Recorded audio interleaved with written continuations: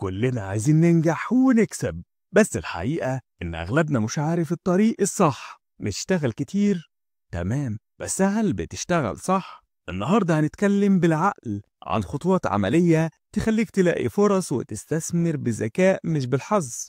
بص يا صاحبي، ده اللي لازم تعمله. الموضوع مش صدفة ولا حظ، هو محتاج تفكير مختلف وخطوات محسوبة.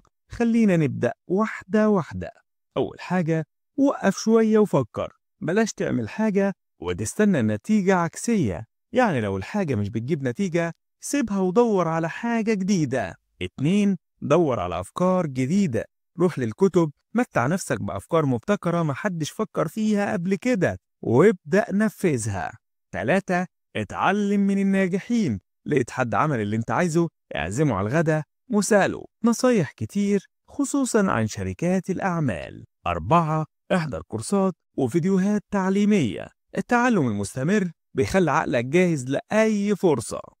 5، قدم على عروض كتير. مش شرط كل عرض ينجح، المهم تتعلم تتفاوض، ترفض وتقبل، وتعرف مين المستثمر الصح ومين لأ. 6، سير في المدينة أو خد لك جولة بالعربية. حتى جولة بسيطة كل شهر ممكن تكشف لك فرص عقارية أو استثمارية ما كنتش متخيلها.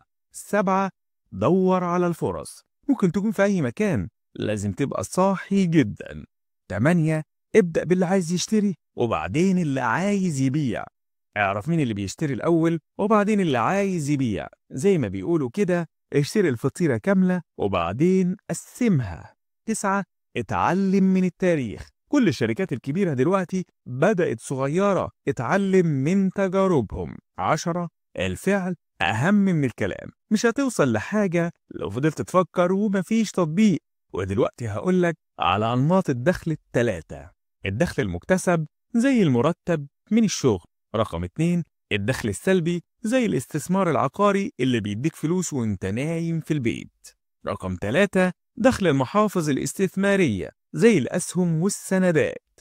ودلوقتي هقولك على مفتاح الثروة، إنك تحول الدخل المكتسب لدخل استثماري بسرعة، لأن أعلى ضرائب على الدخل المكتسب وأقلها على الدخل الاستثماري. زي ما بيقول الأب الغني، لو عارف تعمل الصح، الاستثمار مش مخاطرة، ده حس منطقي. ودلوقتي هقولك على حاجة تانية. الحرية المالية مش حلم بعيد، دي نتيجة إنك تتعلم الاستثمار وتفهم التدفق النقدي وتحترف المحاسبة وتعرف السوق وتستعين بخبرات اللي سبقوه. ولما تعمل ده كله هتوصل للحرية المالية والثروة الكبيرة. والنصيحة يا صديقي، ما تكتفيش بالمرتب بس، اشتغل على تحويل دخلك لدخل استثماري. اتعلم كل يوم، جرب وتجرأ، وخلي دايما هدفك إن الفلوس تشتغل عندك مش انت اللي تشتغل عندها.